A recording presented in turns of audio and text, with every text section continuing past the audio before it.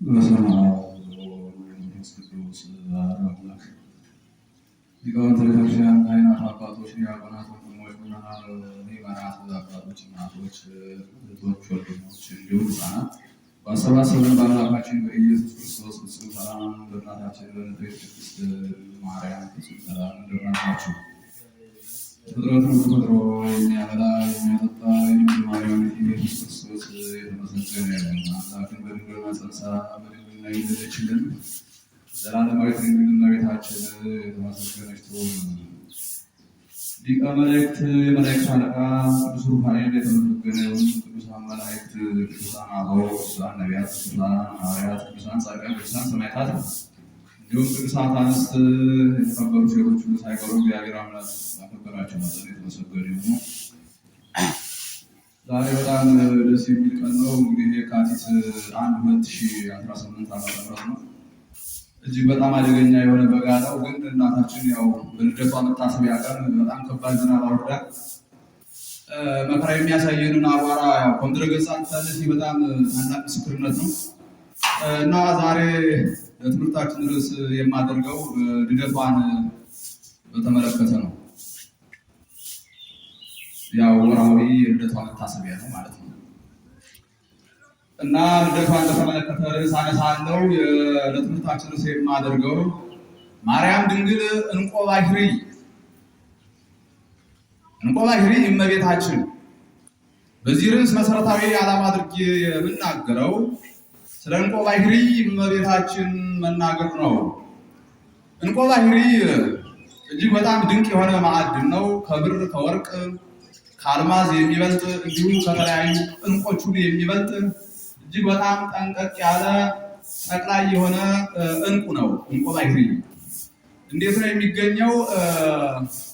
መብረቅ ወርዶ ባሕር ይመታል።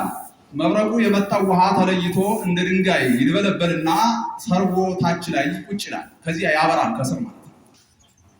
ምክንያቱም ይሄ መብረቁ ሙቀቱ እጅግ በጣም አደገኛ፣ ከፀሐይ በላይ አደገኛ የሆነ ሙቀት ያለው ነው። ከእሳትም በላይ በጣም አደገኛ የሆነ ሙቀት ያለው ነውና ፈሳሹን ውሃ እንደመታው እርሱ የመጣበት ቦታ ቅርጽ ይዞ ወደ ድንጋይነት ተደብልብሎ ግን የሚያበራ እንቁ ሆኖ ይወርድና ስር ላይ ቁጭ ይላል። ከዚያ ሆኖ ያበራል። ባሕሩ ላይ ያበራል። ውቅያኖስ ውስጥ ሆኖ ያበራል እና ዋናተኞች እየዋኙ ገብተው ይዘውት ይወጣሉ። ከዚያ በኋላ ምን ያደርጋሉ? ተራራ ላይ አድርገው በማታ ሰዓት ያስቀምጡታል። እያበራላቸው በከተማቸው ውስጥ ስራ ሲሰሩበት ያድራሉ። ግርማው እጅግ እንደ መብረቅ ከሚያስፈራ ከቅዱስ ኢያቄም የንጽህናዋ የቅድስናዋ ጽሬት እንደ ውሃ ከሚያብረቀርቅ ከንጽሕት ቅድስት ሐና የተወለደች እንቆ ባሕሪ እመቤታችን። እንግዲህ የእመቤታችን የልደቷ ነገር እጅግ በጣም ድንቅ ነው። በጣም አስደናቂ ነው እና ከጥንት ያው ስናገረው ከጥንት ገና ነገርን ከስሩ ነውና ከስር ስናነሳው በኢየሩሳሌም ሁለት ባለጸጎች ነበሩ። ባልና ሚስት ናቸው። ቴክታ በጥሪቃ ይባላሉ። በጥሪቃ ባሏ ነው። ቴክታ ሚስቱ ናት እና ሁለቱም ባለጸጎች ናቸው። ብሩ፣ ወርቁ፣ ሁሉ ነገር ሞልቷል። የሌለ ነገር የለም። ንብረቱ፣ ከብቱ፣ ምኑ ሁሉ አለ። ታዲያ ልጅ አልነበራቸው እና እግዚአብሔር ሁሉ ጊዜ ይማጸናሉ ልጅ እንዲሰጣቸው ማለት ነው። ታዲያ የሁሉ ንብረት ለማን ይሆናል እያለ ባልየው ሲጠይቅ ሚስቱ ምን አለችው? ከሌላ ይደውል ያለችው። ይህም አይሆንም፣ ይህን እንደማላስብ እግዚአብሔር ፍጹም ያውቃል፣ እንደዚህ አትበይ አላት እና አብረው ይኖራሉ። እግዚአብሔርን ሁሉ ጊዜ ይማጸናል እና ሲማጸኑ እግዚአብሔር ቸር ነው፣ ልጅ ሊሰጣቸው ወደደ። ከዚያ ራእይ ነው ያሳያቸው። ራእዩ ምንድን ነው? ነጭ እምቦሳ እየወለደች እንዲህ እያለ እስከ ስድስተኛይቱ ደርሷል። ስድስተኛይቱ ነጭ እምቦሳ ጨረቃን ስትወልድ፣ ጨረቃ ፀሐይን ስትወልድ ታይቷል። ይህን በሀገራቸው መፈክረ ሕልም አለ። ለዚያ ሲነግሩ ሕልም ፈቺው ያው ደጋግ ልጆች እንደሚወለዱ የጨረቃና የፀሐዩ ነገር ግን ግልጽ አይደለም፣ ያልፈተውም ብሏል። በጨረቃ የተመሰለች እመቤታችን ናት። በፀሐይ የተመሰለ ልጇ ክርስቶስ ነው። እመቤታችንና ክርስቶስ ያው የማይመረመሩ ናቸው። አባ ሕርያቆስ ምን ይላል? ልቡናዬ የልጅሽን መሰወሪያ ይመረምር ዘንድ በነፋስ ትከሻ ተጭኖ አየራትን ይመጥቃል። ታዲያ አቅቶት ወደ ነበረ አኗኗሩ ይመለሳል። ወደ የትኛው ነው? ወደ ማድነቁ ወደ ማለት ነው። እና የልጇ መሰወሪያ ግን ማን ነው ሲባል ምድርና ሰማያት አይደሉም። ሰማይ ወምድር ዘኢያገምሮ እኮ እንጋ ማኅፀነ ድንግል ጾሮ ሰማይና ምድር የማይችሉትን የድንግል ማኅፀን እንደምን ቻለው ተብሏል። የቻለችው እመቤታችን ናት። እና ለእግዚአብሔር ምድርና ሰማያቱ ደመናዎቹ ሁሉ ምድርና ሰማያቱ ሁሉ መሰወሪያ አይሆኑም። የእግዚአብሔር መሰወሪያው ግን ማናት? እመብርሃን ናት። የማትመረመር እመብርሃን። አባ ሕርያቆስ ቢመረምር ያልተረዳት ቢመረምር ያላገኛት የእግዚአብሔር ድንቅ መሰወሪያው እመቤታችን ናት እና አትመረመርምና የጨረቃውና የፀሐዩ ነገር ግን ግልጽ አይደለም። የጨረቃዋና የፀሐያ ነገር ድንቅ ነው። ስለዚህ ጊዜ ይፍተዋል እና የማይመረመር ነው ፀሐይና ጨረቃው። ከዚያ እነርሱም ድንቅ ብለው ተመልሰዋል። ከዚያ ልጅ ወልደዋል። ቴክታና በትሪካ ልጃቸውን ሄኤሜን አሏት። ሄኤሜን ማለት ረከብኩ ስለትየ ረከብኩ ተምኔትየ ምኞቴን ስለቴን አገኘው ማለት ነው። ይህች መጀመሪያ የተወለደችው ሴት ማንን ወለደች? ዴርዴን ወለደች። ሄሜን ዴርዴን ወለደች። ዴርዴ ቶናን ወለደች። ቶና ሲካርን ወለደች። ሲካር ቅድስት ሄርሜላን ወለደች። ቅድስት ሄርሜላ ቅድስት ሐና የአምላክ እናት እመቤታችንን ወልዳለች። ከነገደ ይሁዳ ቅዱስ ኢያቄም የሚባል አንድ ደግ ሰው አሉታ ከዚያ እመቤታችንን ወልዳለች ማለት ነው። እና ከጥንት አመጣጡ ይሄ ነው። እና ለእመቤታችን እንግዲህ እናትና አባቶቿ እጅግ በጣም የተወደዱ ናቸው፣ የተደነቁ ናቸው። ቅዱስ ኢያቄምና ቅድስት ሐና ያው ልጅ አልነበራቸው። ስለዚህ እግዚአብሔርን ሁልጊዜ ይማጸኑ ነበረ። ወደ ቤተ እግዚአብሔር እየሄዱ እግዚአብሔር ልጅ እንዲሰጣቸው ማለት ነው። እና በዘመኑ የነበረው ሊቀ ካህናት እንዲሁ ካህናቱ በቤተ እግዚአብሔር የሚያገለግሉት እነዚህን መካኖች ሁልጊዜ ይቃወማሉ። የእነርሱን መስዋዕት አይቀበሉም። እግዚአብሔር ቢጠራችሁ ነው ልጅ ከእናንተ የጠፋው እያሉ ሁልጊዜ ክፉ ይናገራሉ። እነርሱ ግን ደጋጎች ናቸው፣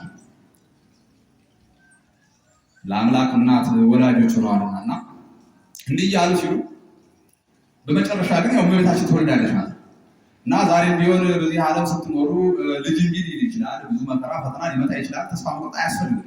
መታገስ ነው። ለጸና ዴሪሃ የበል ፍሬሃ በትዕግስት የሚጠባበቅ በለሷን በትዕግስት የሚጠብቅ ፍሬዋን ይበላል። ዛዝረፈ ትዕግስቶ ውእቱ ይድህን። የሚታገሱ ይድናል ነው። ስታገሱ ታመልጣላችሁ፣ ትድናላችሁ፣ በረከት ታገኛላችሁ፣ ክብር ታገኛላችሁ፣ የፈለጋችሁትን ታገኛላችሁ ስትታገሱ ማለት ነው። አሁን ከጥንት እንኳን ስንመለከት አብርሃምና ሚስቱ ሳራ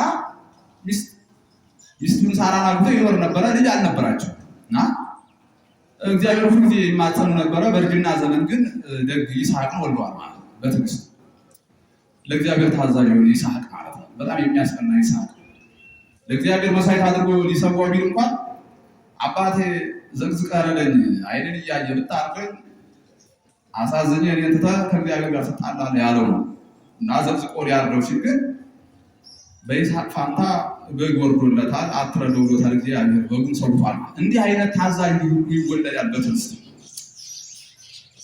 እንዲሁ መጥምቀ መለኮት ቅዱስ ዮሐንስን ስናይ ወላጆቹ ልጅ አጥተው ኖረዋል። ዘካርያስ እና ቅድስት ኤልሳቤጥ ዘካርያስ ልጅ አጥተው ነው የኖሩት ለዘመናት። ታዲያ በእርጅና ዘመን ነው መጥምቀ መለኮት ቅዱስ ዮሐንስን የመሰለ ድንቅ አባት፣ አምላክን ያጠመቀ ድንቅ አባት የወለዱ ማለት በትዕግስት።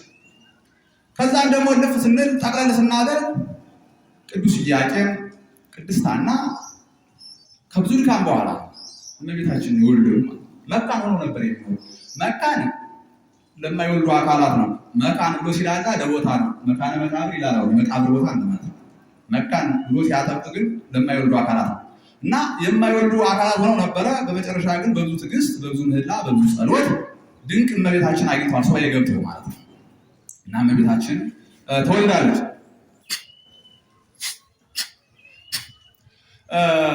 እና አማን በአማን ተወለደት እመብርሃን፣ እውነት በእውነት እመብርሃን ተወለደች። ነያ ብእሲት ፈራይተ እግዚአብሔር፣ ነያ ብእሲት ፈራይተ እግዚአብሔር አክሊል ተቀጽላ ታንሶሱ። እግዚአብሔርን የምትፈራ ድንቅ ቅድስት ሐና አክሊል እመቤታችንን በራሷ ላይ አድርጋ ወዲያ ወዲህ ትንጎራደዳለች፣ ወዲያ ወዲህ በክብር ትራመዳለች። እመቤታችን እንኳን ለእናት ለአባቷ ለእኛ እንኳን አክሊላችን ናት፣ ለእኛ እንኳን አክሊላችን ናት። ማርያም ድንግል ለክርስቲያን አክሊል እመቤታችን፣ የክርስቲያን አክሊል እመቤታችን እና እመቤታችን በሚገርም ሁኔታ ተወልዳለች ማለት ነው። ሐምሌ 30 ቀን ነው። ሐምሌ 30 ቀን ራእይ አይተዋል ቅዱስ ኢያቄምና ቅድስት ሐና። ቅድስት ሐና ለቅዱስ ኢያቄም ራእይ አይታለች። ጸምር ሲያስታጥቁት፣ የዕፅ በትር ሲያስዙት፣ ያች የዕፅ በትር ዓለም ልማ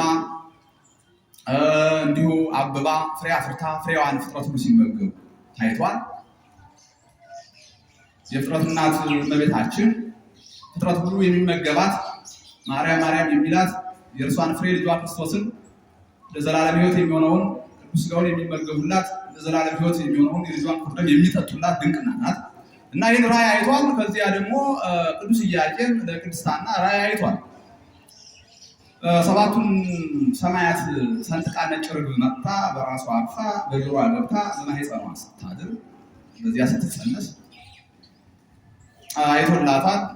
ይህም ድንቅ ነገር ነው። ሂደው ግን ለመፈክረ ሕልም ነግረዋል። ድንቅ ልጅ ትወልዳላችሁ አለ እንጂ አትመረመርም እመቤታችን እና እመቤታችን ያው ተባበሩ። ሐምሌ 30 ይህን ራእይ አይተው በሳምንቱ ማለት ነው መቼ ነሐሴ 7 ተጸንሳለች እመቤታችን። ነሐሴ 7 ተጸንሳ ግንቦት 1 ቀን ተወልዳለች። የዓለም መድኃኒት እመቤታችን፣ የዓለም መድኃኒት እመቤታችን፣ የዓለም መድኃኒት ክርስቶስ ነው የወለደች እመቤታችን ማለት ነው እና እናታችን መድኃኒታችን ናት፣ ቤዛችን ናት፣ ቤዛ ክርስቶስን የወለደችልን፣ ካሳችን ናት፣ ካሳ ክርስቶስን የወለደችልን ናት እመቤታችን እና ድንቅ እመቤታችን በግንቦት 1 ተወልዳለች ማለት ነው እና እመቤታችን ያው ትንቢት ተነግሮላታል ስለ ልደቷ ማለት ነው። በመኃልየ መኃልይ በምዕራፍ 4 ከቁጥር 8 ስትመለከቱ ምን ይላል? ሶሎሞን የተናገረው ነገር አለ። እህቴ የመራት ንኢም ሊባኖስ እህቴ የመራት ይላል። እህቴ ሙሽሪት ነይ ከሊባኖስ ይላል። የተወለደች በሊባኖስ ተራራ ነው። እህቴ ሙሽሪት አላት። ለአምላክ እናትነት ሙሽራ የሆነች ናት። ለአምላክ እናትነት እና ያው ጊዜው ሲደርስ በሊባኖስ ተራራ እንድትወለድ ተደርጓል እና እመቤታችን በእናቷ ውስጥ እያለች በጣም ታላላቅ ታምራትን ትሰራ ነው። አንዲት በርሴባ የምትባል አይነ ስውር ነበረች እና ለሐና ለቅድስት ሐና ዘመድ ናት። በጣም ድሮ ያው ጽንስ እምቢ ብሏት ስለነበረ አርግዛ ስላይ በጣም ተደንቃ ወዷ ስትዳስስ አይኗ በራ። አይኑ በጣም ተደነቁ። በጣም ቀን ከዚያ አንድ ሳምናስ የሚባል ደግሞ ዘመዷ ነው ሞቶ ነበር እና ቅድስት ሐና በዚያ እየዞረች ስታለቅስ ያ የሞተው አፈፍሎ ተነስቶ ቅድስት ሐናን ሲያመሰግን ይታያል። ቅድስት ሐናን ምን ብሎ ነበረ ያመሰገናት? እሚሆቱ ሰላም ለኪ ለፀሐየ ጽድቅ እሚሆቱ ለዘገብረ ሰማየ ወምድረ፣ ምድርና ሰማያትን ለፈጠረ አምላክ አያቱ ብሎ ሰግዶላል። ከዚህ አይሁድ አቤት ድንቅ ነው፣ አቤት ድንቅ ነው። ድሮ ከነዚህ ወገን እንደ ዳዊት እና ሶሎሞን እየተወለዱ 40 ዓመት እንደ ገል ቀጥቅጠው እንደ ሰም አቅልጠው ገዙ። ሰው መቼም ክፉ ነው እንጂ ዳዊት ሶሎሞን እንደ ሰም ቀጥቅጠው እንደ ሰም አቅልጠው እንደ ገል ቀጥቅጠው አልገዟቸው። በፍቅር ነው የገዟቸው። ሶሎሞን ማለት መስተፋቅር ማለት ነው። በፍቅር ነበር፣ በጥበብ ነበር ሲገዛቸው የነበረ ሲያስተዳድራቸው የነበረ። ዳዊትም እንደዚሁ በክብር ነው ሲያስተዳድራቸው የነበረ 40 ዘመን ማለት ነው። እነሱ ግን ያማርራሉ ስለሆኑ ማለት ነው። እነሱ ግን በደግነት ነው ያሳለፉና በዘመናቸው የሚነግሰው ንጉሥ ሁሉ ዳዊት እያሉ ነበር የሚጠሩት። ከነሱ በኋላ ከዳዊት ከሶሎሞን በኋላ የመጡት ተወዳጅ ስለነበሩ ዳዊት ይላል፣ ሶሎሞን ይላሉ። ከዚያ በኋላ የሚወጡት ነገስታት እና እንዴት ነው ድንቅ ነው ድሮ ከነዚህ ወገን ዳዊት ነው ሶሎሞን ተወልዶ ብለው የነገርኳችሁን ተናገሩ። እንዴት አሁን ደግሞ እንደነሱ አይነት ይወለድ ይሆን? ከቶ ምን ያደርገን ይሆን? አሁን ገና በጽንስ ውስጥ አይን የሚያበራ ጽንስ የሞት የሚያስነሳ እንዴት አይነት ነገር ነው ብለው በብቀኝነት አስቡ ማለት እና ቀን ሲደርስ ግን መልአከ እግዚአብሔር ምን አለ? መልአከ እግዚአብሔር ለቅዱስ ኢያቄም ሊባኖስ ወደ ተባለው ተራራ ሄደ። በዚያ ሚስት ሐና ትወልዳለች ተባለ። ወደዚያ ሄደው እመቤታችን በዚያ በሊባኖስ ተራራ ትወልዳለች፣ ትንቢት እንደተነገረ ማለት ነው። በዚያ እንግዲህ ሊባኖስ በጣም ብርዳማ የሆነ ታላላቅ ዛፎች የሚበዙበት ከባድ ብርዳማ ነገር ነው። በዚያ የመላእክት ድምፅ በዚያ ተሰምቷል እና በጣም በዛ ከባድ የሆነ ቦታ ነው እመቤታችን ትውልድ በብርድ ማለት ነው። ይህ በጣም የሚደንቅ ነው። ልጇንም የወለደች በዚያ በከብቶች በረት ነው። እርሷም ከቤት አፋ ከቤት ውጭ በዚያ በብርዳማ ቦታ ነው የተወለደችው። ምክንያቱም እኛ ለመካስ እኮ ነው፣ እኛን ለመካስ እኛ ከገነት ተባረን ባይል የሆነ ሲኦል ውስጥ ነበርና ከገነት አፋ ከገነት ውጭ በሲኦል ነበር። ከመንግስተ ሰማያት አፋ ከመንግስተ ሰማያት ውጭ በገሃነም ነበር። ይህ ካሳ ይደረግልን ዘንድ እናት መብርሃን በዚያ በብርድ ቦታ ትወልዳለች። ልጇን የወለደች በዚያ በብርድ ነው። ለምን? ከተሰደድንበት ከገነት ከሲኦል ወደ ገነት እንድንመለስ ማለት ነው። ከገነት አፋ ነበር፣ ሲኦል ነበር። ከሲኦል ወደ ገነት እንድንመለስ ያለ መካስ ማለት ነው። ከመንግስተ ሰማያት የት ነበር? ገሃነም ነበር። ከመንግስተ ሰማያት አፋ ነበር፣ ወጥተን በገሃነም ነበር ያለ መካስ። ልጇ ክርስቶስን የወለደች በዚያ በከብቶች በረት ነው፣ በውጭ ማለት ነው። እና እመቤታችን በዚያ ተወልዳለች ማለት ነው። በየት? በሊባኖስ ተራራ ማለት ነው። እና በዚያ ተወልዳ ከዚያ በኋላ ያው 3 ዓመት ሲሞላት ወዴት መልስ አድርሰዋል ማለት ነው። እና እመቤታችን ቅዱስ ኢያቄም ቅድስት ሐና እመቤታችንን ወልደዋል ማለት ነው። ኢያቄም ወሐና ወለዱ ሰማየ ወሰማዮሙ አስራቀ ፀሐየ። ቅዱስ ኢያቄም ቅድስት ሐና ሰማይ እመቤታችንን ወልደዋል። ሰማይ እመቤታችን ፀሐይ ክርስቶስን ወልዳለች ማለት ነው። ፀሐይ ክርስቶስ እና እመቤታችን ሰማይ ናት። እመቤታችን ወደ ሰማይ ስታርቅ ሰማይ ከእርሷ የምትበልጥ ሰማያት ከእርሷ የምትበልጥ ከእነሱ የምትበልጥ ሰማይ እመቤታችን የሚሉበት ነው። እመቤታችን ወደ ቤተ መቅደስ ስትገባ ቤተ መቅደስ ከእርሷ የምትበልጥ ቤተ መቅደስ እመቤታችን ያየችበት ነው። እመቤታችን ወደ ቤተ መቅደስ ስትገባ ታቦት ከእርሷ የምትበልጥ ታቦት እመቤታችን ያየችበት ነው። እመቤታችን ወደ ቤተ መቅደስ ስትገባ ጽላት ከእርሷ የምትበልጥ ጽላት እመቤታችን ያየችበት ነው። እና ቅዱስ ኢያቄምና ቅድስት ሐና ሰማይን ነው የወለዱ። እመቤታችን ወደ መንግስተ ሰማያት ስትገባ ወደ ገነት ስትገባ እመቤታችን ገነት ከእርሷ የምትበልጥ ገነት እመቤታችን ያየችበት ነው። እመቤታችን ወደ መንግስተ ሰማያት ስትገባ መንግስተ ሰማያት ከእርሷ የምትበልጥ መንግስተ ሰማያት እመቤታችን ያየችበት ነው። እና እመቤታችን ሰማይ ናት። ኢያቄም ወሐና ወለዱ ሰማየ ወሰማዮሙ አስራቀ ፀሐይ። ቅዱስ ኢያቄምና ቅድስት ሐና ሰማይ እመቤታችን ወልደዋል። ሰማይ እመቤታችን ደግሞ ማንን ወልዳለች? ፀሐይ ክርስቶስ ነው። ፀሐይ ክርስቶስ ፀሐይ ዘኢየዐርብ የማይጠፋ የጽድቅ ፀሐይ ክርስቶስን ወልዳለች። ማን? በምስራቅ ያለች ሰማይ እመቤታችን፣ ምስራቅ እመቤታችን። ተመልከቱ ማለት ነው። ፀሐይ ነው የወለደችው እና ፀሐይ ክርስቶስ የማይጠልቅ ፀሐይ ክርስቶስ ከመብረቅ ፍጥነት በላይ ፈጥኖ ከሀገሩ ከእናቱ ከምስራቅ ሰማይ ከእመቤታችን ተነስቶ በምዕራብ በኩል ወዳለችው ሲኦል ወርዶ ነፃ አውጥቶናል ማለት ነው። እና በዚያ በሲኦል ዲያብሎስ እኔን ለዘላለም የረገመ እግዚአብሔር ረግሟቸዋል፣ ነፃ ያወጣቸው። እኔን ለዘላለም የተወኝ እግዚአብሔር ለዘላለም ይተዋቸዋል እንጂ ነፃ ያወጣቸው እና ከኔ ክንድ መጥቶ የኔ ክንድ ሰብሮ ከኔ ክንድ እነዚህ ነፍሳት ሊያወጣ የሚችል አካል የለም ብሎ ነበር የሚያስ ሲኦል ወርዶ ከዚህ ከጨለማ ግዛት ከዚህ የእሳት ግዛት ውስጥ መጥቶ ሲኦልን በርብሮ እኔ በባርነት በስቃይ ባርነት የማሰቃያቸውን ነፍሳት ሊያወጣ የሚችል አካል የለም ብሎ ነበር የሚያስ ዲያብሎስ በዚያ መከራ ነበር የሚያሳይ ፍጥረት ነው ነፍሳትን ማለት ለምንድን ነው? በፊት መንግስተ ሰማያት የእርሱ ነበረች። እርሱን ከቀማው በኋላ ለሰው ነበረ እግዚአብሔር ያዘጋጃት ለሰው እንድትሆን። በዚህ ምክንያት በቁጭት እየተበሳጨ ያሰቃይ ነበረ። ለእኔ የተባለችው መንግስተ ሰማያት የእናንተ ወገኖች እየወሰዱ ነው እያለ በብስጭት በቁጭት እግዚአብሔርን ድል ማድረግ የማይችል ነውና በዚያ ብስጭት ግን ነፍሳት ላይ ብዙ ጫና እያደረገ ነፍሳት ላይ 5500 ዘመን ያሰቃይ ነበር ዲያብሎስ እና ከምስራቅ ሰማይ ከእናት መብርሃን ፀሐይ ክርስቶስ ተወርሮ ወዴት ይሄዳል? ሲኦል ይወርዳል ማለት ነው። በዚያ ወርዶ ነፃ አውጥቶናል። ወረደ እግዚእነ ውስተ ሲኦል፣ ጌታ ወደ ሲኦል ወረደ። ወተሰብሩ ውሃ ትምህርት ወተቀጥቀጡ መናፍስቲሃ ዘሐጺን፣ የሲኦል በሮች የሲኦል መዝጊያዎች ተሰባበሩ። ወሶበርዩ ወልዩ አቀብተ ገሃነም፣ የገሃነም አበጋዞች ባዩት ጊዜ የት እንድረስ አሉ፣ ተጨነቁ፣ ፈሩ ማለት ነው። እርሱም የዲያብሎስን እጅ ሰብሮ በዲያብሎስና በሰራዊት ላይ ፍዳ ጨምሮ በፍዳ ላይ ፍዳ ጨምሮባቸው ነፍሳትን ነፃ አውጥቷል። ነፍሳትን በረብሮ የሲኦልን መዝጊያ ሰባብሮ ያንን ንዶ ማለት ነው። ፀሐይ ክርስቶስ ነፃ አውጥቶናል።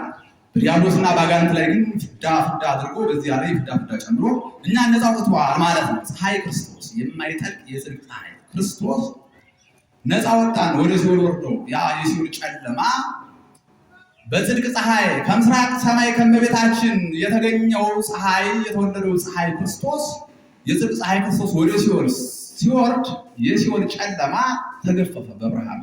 ሲኦል በብርሃን ተጥለቀለቀች ማለት ነው።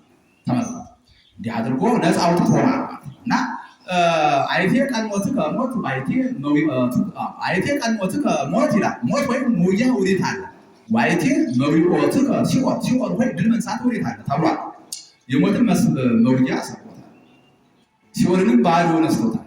ስልጣን ነስቶታል። የሲኦልን ስልጣን የሞትን መውጊያ ሰብሯል። ክርስቶስ እንዲያድርጎ ነፃ አውጥቷል። ታዲያ ክርስቶስ እንዲያድርጎ ነፃ ካወጣን ዛሬ ሞት ለምን በዓለም ነገሰ? ዛሬም ወደ ሲኦል ይጎርፋሉ ክፎች። ለምን እንዲሆነ? ይህማ ሕግ አፍራሾች ናቸው እንጂ ክርስቶስ የዓለምን በደል ኃጢአት ነቆታል። ንጉሥ ሰራዊት አስከትሎ ይዘምታል እና ከዘመተበት ድል አድርጎ ሲመለስ አንዳንድ ሕግ አፍራሽ ወታደር በባላገር መንደር ገብቶ እንደው ያልፈለውን ሲያስጠምቅ ያልቦከውን ሲያስጋግር በግፍ ይናምቱ እያለ ሲል ባላገር ጥጋበኛ ነው። እንደው በባላገር ጥይት ተመቶ ሊሞት ንጉሱ አላሸነፈ ይባላል። ንጉሱ አሸንፏል። ሕግ አፍራሽ ነው። በዚያ በባላገር መንደር ገብቶ ተመቶ የተገደለ እና ዛሬ ቢሆን ሕግ አፍራሾች ናቸው። ዳግም በባርነት ቀንበር ያዙ፣ ዳግም በአጋንንት እስራት የሚያዙ፣ ዳግም ሲኦል የሚወርዱ ሕግ አፍራሾች ናቸው እንጂ ክርስቶስ ነፃ አውጥቷል። ጥንቃቄ ያስፈልጋል። ዳግም በሞት ባርነት ለዓለመኛ በጨካኙ በዲያብሎስ እጅ ለዓለመውደቅ በጣም ጥንቃቄ ያስፈልጋል እና ይህ ፀሐይ ዘኢየዐርብ የማይጠልቅ የጽድቅ ፀሐይ ክርስቶስ ከምስራቅ ሰማይ ከመቤታችን ተነስቶ እንዲህ አድርጎ ድነት ያደረገ ማለት እና ቅዱስ ኢያቄምና ቅድስት ሐና እመቤታችንን በሚገርም ሁኔታ ወልደዋል ማለት ነው። ከዚያ በኋላ የእመቤታችን አስተዳደጓ እንዲሁ ዝም ብሎ እንደ ቀልድ አይደለም። ኦ ድንግል አኮ ዘልህቂ ከመ አዋልደ ዕብራውያን እለ ያገዝፋ ሳሎን ድንግል ሆይ አንገታቸውን እንደሚያገዝፉ እንደ ዕብራውያን ሴቶች በዋዛ በቧልት በጨዋታ በቀልድ ያደግሽ አይደለም። እነዚያ የእስራኤል የዕብራውያን ሴቶች ይገርማችኋል፣ ዘፋኞች ናቸው። ጭፈራ ይወዳሉ፣ ይዘፍናሉ። አታሞ የሚባላል ያንን ይዘው ይመታሉ። እጃቸውን እስኪያማቸው ድረስ ከበሮ እየደበደቡ አታሞ ይባላል። ያን እየደበደቡ ይዘፍናሉ እና በጣም ተጨንቀው ስለሚመቱት ደማቸው ይወጣጠርና አንገታቸው ይወፍራል። ከዚህ አስክስታ ሲወርዱበት ደግሞ ይቀጥናል። አየህ፣ እንደዚህ አይደለሽም። እንደዚያ ሳይሆን አላ በቅድስና ወበንጽህ ውስተ ቤተ መቅደስ ነበርኪ በንጽህና አላ በቅድስና ወበንጽህ ውስተ ቤተ መቅደስ ነበርኪ በቅድስና በንጽህና በቤተ መቅደስ ኖርሽ እንጂ በቤተ መቅደስ አደግሽ እንጂ። በዚያ ነው እናታችን ያደገች። ይገርማችኋል። እና ኦ ድንግል አኮ ህብስተ ምድራዊ ዘተሴሰይኪ አላ ህብስተ ሰማያዊ እምሰማየ ሰማያት ዘበሰለ፣ ምድራዊ ምግብን የተመገብሽ አይደለም ከሰማየ ሰማያት ላይ የበሰለ ሰማያዊ ምግብን እንጂ። ኦ ድንግል አኮ ዘሰተይኪ ስቴ ምድራዊ አላ ስቴ ሰማያዊ እምሰማየ ሰማያት ዘተቀድሃ፣ ምድራዊ መጠጥን የጠጣሽ አይደለም፣ ከሰማየ ሰማያት የተገኘ መጠጥን ጠጣሽ። አስተዳደጓ ይለያል። የእመቤታችን ይገርማችሁ። አሁን ምድራዊ ምግብን አልተመገብሽም። ምድራዊ ምግብን እንዳልተመገበች የወለደችው ፍጡር አይደለም። ሰማያዊ ምግብን እንደመመገቧ የወለደችው አምላክ ነው። ምድራዊ መጠጥን እንዳልጠጣች ፍጡር አይደለም የወለደችው አምላክ ነው። ሰማያዊ መጠጥ እንደጠጣች የወለደችው አምላክ ነው። እና እንዲህ ሆኖ ነው ይለያል። እመቤታችን እድገቷ፣ አስተዳደጓ፣ ስልጣኗ ሁሉ እጅግ በጣም አስደናቂ ነው። ይገርማችሁ። ምድራዊ አይደለም ሁሉ ነገሯ ሰማያዊ እና ምድራዊ ምግብን አልተመገብሽም። አሁን ሰማያዊ ምግብን የተመገበችው በሰማይ አሁን ሙጎጎ የእንጀራ መጋገሪያ ምጣድ ያለ አይደለም። ከላይ የመጣ በግብረ አምላካዊ በአምላክ ስልጣን የተዘጋጀ ምግብ ነው። አሁን ምድራዊ መጠጥ አልጠጣሽም። ምድራዊ መጠጥ አልጠጣሽም፣ ሰማያዊ መጠጥ ነው የጠጣሽው። አሁን በሰማይ ጋን መጥመቂያ ጋን እንዲህ ወይን መጥመቂያ ጋን እንዲያ ያለ ሆኖ አይደለም። ከላይ መምጣቱን ደግሞስ በግብረ አምላካዊ በአምላክ ስልጣን የተዘጋጀ መሆኑን መናገር ነውና የእመቤታችን አስተዳደጓ ይለያል። ቅድም እንደነገርኳችሁ ከዚህ ድንቅ እናት ክርስቶስ ተወልዶ ነፃ አውጥቶናል ማለት ወደ ሲኦል ወርዶ የማይጠቅስ ክርስቶስ ወደ ሲኦል ወርዶ ነፃ አውጥቶናል። ከማን? ከምስራቅ ፀሐይ ከምስራቅ ሰማይ ምስራቅ ሰማይ እመቤታችን ከምስራቅ ሰማይ ከእመቤታችን ተነስቶ ሲኦል ወርዶ ነው ነፃ ያወጣል። ማን? ክርስቶስ። ተፈሲ ኦ ማርያም ዘወፅአ እምኔኪ። ተመልከቱ።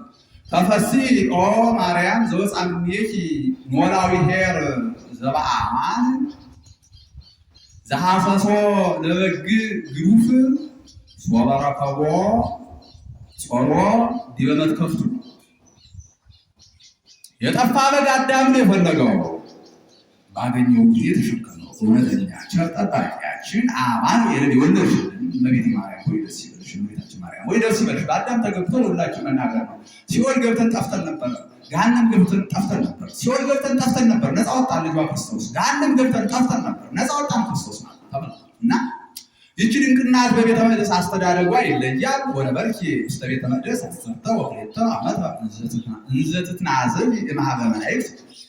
መላእክት እያገለገሉሽ በቤተ መቅደስ 12 ዓመት ኖርሽ። ስትሄጂ ሕይወት ውእቱ መጠጥሽ የሕይወት መጠጥ ነው። ልልሽ ይህ ሰማያዊ ምግብሽም ሰማያዊ ምግብ ነው። ተመልከቱ። ከዚህም አልፎ ደግሞ ለዘላለም ሕይወት የሚሆን የዘላለም ምግብ የሕይወት እንጀራ ክርስቶስን ለዓለም የሰጠች ናት። ለዘላለም ሕይወት የሚሆነውን ምግብ ክርስቶስን ለዓለም የሰጠች፣ ለዘላለም ሕይወት የሚሆነውን መጠጥ ክርስቶስን ለዓለም የሰጠች ድንቅ እናት። ይገርማችኋል። ያ ሙሴ በሩቅ የተሳለማት ምድር ሀዳሳተ ሰማይ ወሀዳሳተ ምድር ኪሃ ነሐስስ ኩልነ። ሐዲስ ምድርና ሐዲስ ሰማይ እመቤታችን ሁላችን እንፈልግ። ሁላችን እመቤታችን ሐዲስ ምድር ናት። 5500 ዘመን አሮጌ ምድር ነው። እመቤታችን ሐዲስ ምድር ናት። ሐዲስ ሰማይ መንግስተ ሰማያት እመቤታችን ናት። ሐዲስ ምድር ናት። ሐዲስ ሰማይ መንግስተ ሰማያት እመቤታችን ናት። ሐዳሳተ ሰማያት ወሐዳሰ ምድር ሲፎ። ሐዲስ ምድርና ሐዲስ ሰማያዊ ተስፋ እናደርጋለን። እሷም ድንቅ እመቤታችን ናት። ከገቡ መውጣት የሌለባት፣ ከጠገቡ መራብ የሌለባት፣ ደስ ከተሰኙ ማልቀስ የሌለባት መንግስተ ሰማያት እመቤታችን ማርያም። ማርያም ካሉ ከገነት መውጣት፣ ከመንግስተ ሰማያት መውጣት። መንግስተ ሰማያት ወጥቶ ሲኦል ወርዶ ማልቀስ የለም። ከመንግስተ ሰማያት ወጥቶ መራብ መጠማት የለም እና ሐዲስ ምድር ሐዲስ ሰማይ ናት። ለዘላለም ሕይወት የሚሆነውን ማር ክርስቶስን ወተት ክርስቶስን ያፈለቀችልን ድንቅ ምድር ያ ሙሴ በሩቅ የተሳለማት ከናን ምድር እመቤታችን እንተ ታውዝ ሐሊበ ወመዓረ ማርና ወተትን የምታፈልቅ ማርና ወተት የልጇን ስጋና ደም የምታፈልቅ ድንቅ ምድር ከናን ምድር አብርሃም የገባባት ከናን ምድር ድንቅ ምድር እመቤታችን እርሷ ናትና ከእርሷ ተወልዶ ነው እመቤታችን ተወልዶ ነው ክርስቶስ ነፃ ያደረገንና እመቤታችን ድንቅ ናት። በቤተ መቅደስ እንደዚያ ሆና ነው ያደገችና በቤተ መቅደስ ስትኖር ይገርማቸዋል። በጣም አይሁድ ምቀኝነት ያደርጉ ነበረ።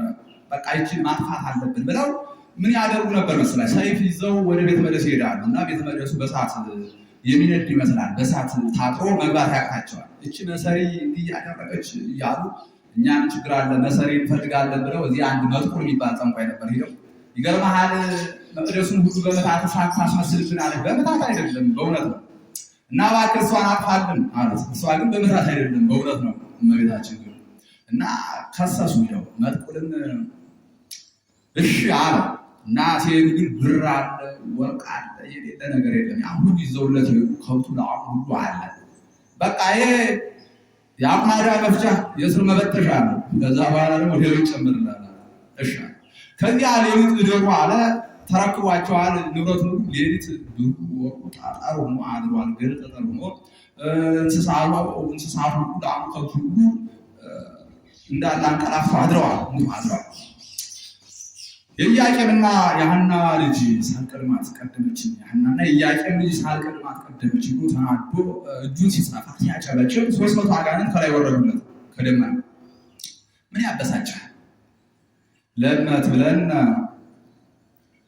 ጠብልልዎ ለሰማይ እንጠበልለት፣ ሰማዩን ጠቅልልኝ ብትለን እንጠቀልላለን። ምን ያስጨንቃል? አጋንንት የማይችሉትን እንችላለን ማለት ልማዳቸው። እባካችሁ አጥፉልኝ አለ። ከዚያ በኋላ አንድ ሰው አርዶ ሰውቶላቸዋል።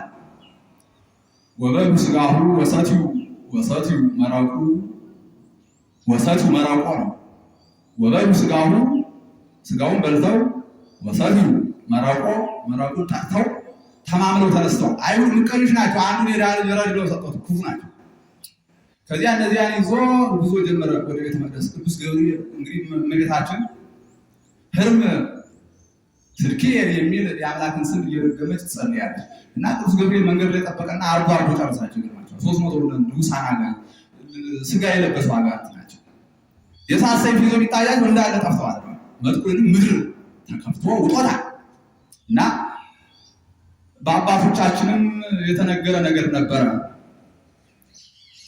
እንደዚሁ ታላላቆቹ ያመሰግኑሻል ብጽዕት ይሉሻል ተብሎ እንደተነገረ ይህ ድንቅ ስራ ታይቶ የእመቤታችን ድንቅነት ታይቶ ከአዳም ጀምሮ እስከ እመቤታችን የነበሩ አበው የሚባሉ ታላላቆቹ እናቶች፣ ታላላቆች አባቶች በአማን ብጽዕት አንቲ፣ በአማን ፍስሕት አንቲ፣ በአማን ቅድስት አንቲ፣ አንቺ በእውነት ቅድስት ነሽ ብለው አመስግነዋል በተሰራው ድንቅ ስራ እና ድንቅ እመቤታችን እንዲህ ያለ ድንቅ ስራ ሰርታለች። ከዚያ በእናት አባቷ 3 ዓመት በቤተ መቅደስ 12 አጠቃላይ ስንት ነው? 15 ዓመት ሲሞላ ያው ክርስቶስን ጸንሳለች ማለት እና ከዚያ በኋላ ግን ይገርማችኋል በቤተ መቅደስ መዝናናቱ የለም። በቤተ መቅደስ ሰማያዊ ምግብ መብላቱ ቀረ፣ ሰማያዊ መጠጥ መጠጣቱ ቀረ። ስደት ጀመረ ማለት ነው። ተመልከቱ። የነፍስ ረሃብ ያገኘን እኛ ከነፍስ ረሃብ እንድንድን እናትም መብርሃን ለዘላለም ሕይወት የሚሆነውን ልጇ ክርስቶስን ታቀፋ። ለዘላለም ሕይወት የሚሆነውን ምግብ ክርስቶስን ታቀፋ። ለዘላለም ሕይወት የሚሆነውን መጠጥ ክርስቶስን ታቀፋ። ተጠምታለች በስደት ማለት ነው። ከዚያ በኋላ መከራው ጀምሯል ማለት ነው። በእመቤታችን ስደት ጀምሯል ማለት ነው። አየህ እኛ በስጋ የተራብን በነፍስ የተጠማን እኛ ድነት እናገኝ ዘንድ የነፍስ ጥማታችን ይወገድ ዘንድ የስጋ ረሃባችን ይወገድ ዘንድ እናት መብርሃን ቁራሽ እንጀራ በግብፅ ሀገር ለምናለች። በጣም የሚገርም እናት መብርሃን ውሃ ለምናለች። ተመልከቱ። ምግብ ለምናለች፣ ቁራሽ እንጀራ ለምናለች። ተመልከቱ። እኛ እንድንካስ እኮ ነው፣ እኛን ለመካስ ነው። ተመልከቱ። ቅዱሳን ሐዋርያት አባቶቻችን ጻድቃን ሰማዕታት ለአገልግሎት እንደፈለጉ ከአንዱ ዓለም ወደ አንዱ ዓለም በፍጥነት ከብርሃን ፍጥነት በላይ በሚጓዙባት ደመና መፍጠሪት በፈጣኗ ደመና በእመቤታችን ስደት ተገኝቷል ማለት ነው። ቅዱሳን የሚጓዙባት ፈጣን ደመና እመቤታችን በባዶ እግሯ ጉዞ ገጥሟታል ማለት ነው። ተመልከቱ። ሰላም ለመከድኪ ለረከቦን መከራ እንፍራተ ቀፈል ታራን መላሳይን አመሆራ። ከዚያ ከሚገድለው ያ ሄሮድስ የሚባል አለ። ከሚገድለው ከሄሮድስ ሰራዊት ከሄሮድስ ለማምለጥ ያለ ጫማ ነው እንግዲህ ስደት ያደረገችው ማለት ወደ ግብፅ ሰላም ለመከድኪ ለረከቡ መከራ እንፍራተል ታራን በላሳይን አመሆራ ተመልከቱ። በባዶ እግሯ ነው ከገዳዮች ለማምለጥ ሩጫ ያደረገችው በበረሃ ማለት ሰላም ላይ ጋርሽ ለጻማዋ በረዊስ ቤተልሔም ዘይሁዳ እስከ ምድረ ግብፅ ከቤተልሔም ይሁዳ እስከ ምድረ ግብፅ በመሮጥ ለደከሙ እግሮች ሰላም ይገባል።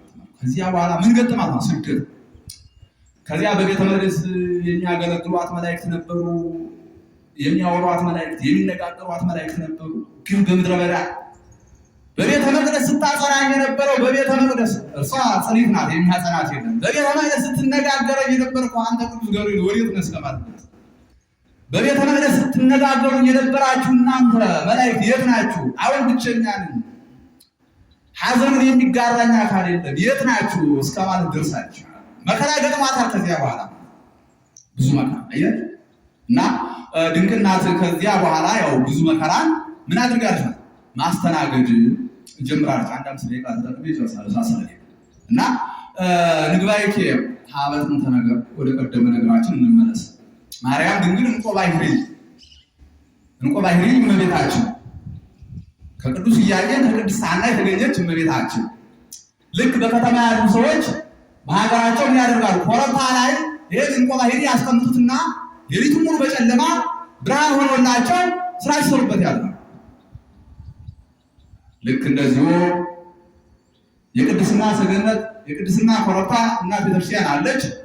እንቆ ባሕሪ እመቤታችንን በዚህች የሰገነት አዳራሽ የሰገነት ቤተክርስቲያን በዚህች የሰገነት ኮረብታ ቤተክርስቲያን ላይ እንቆ ባሕሪን እመቤታችንን አስቀምጠን ስራ እንሰራለን። በማታ የትኛውን አይነት ስራ ነው? የሰዓታቱን ስራ፣ የማሕሌቱን ስራ፣ የኪዳኑን ስራ፣ የቅዳሴውን ስራ ሌሊቱን ማለት በእርሷ ስራ እንሰራለን እና እንቆ ባሕሪ እመቤታችን ከፍታ ላይ ያለች ቤተክርስቲያን ከፍታ ኮረብታ ናት። ደብር ትባላለች። ደብር ተራራ ናት። ቤተክርስቲያን ተራራ ናት። ለወል የምታበራ ሁልጊዜ እንቆ ባሕሪ እመቤታችን ቤተክርስቲያን ላይ ያለች የማታቋርጥ ብርሃን ናት እና ሁልጊዜ ትዋለ ጽዮን ወልቀፍዋ ጽዮንን ክበቧት በዙሪያዋ ተመላለሱ ተብሏል እና ቤተክርስቲያን ጽዮን ቤተክርስቲያን እመቤታችን ስንከብ ማለት ነው። በቤተክርስቲያን ሁልጊዜ ስንገኝ እንቆ ባሕሪ እመቤታችን ታበራልናለች ማለት ነው። በኃጢአት የጨለመውን ሕይወታችንን ብርሃን ታደርጋለች። ኃጢአት ያጨለመውን ሕይወታችንን ብርሃን ታደርገዋለች እንቆ ባሕሪ እመቤታችን።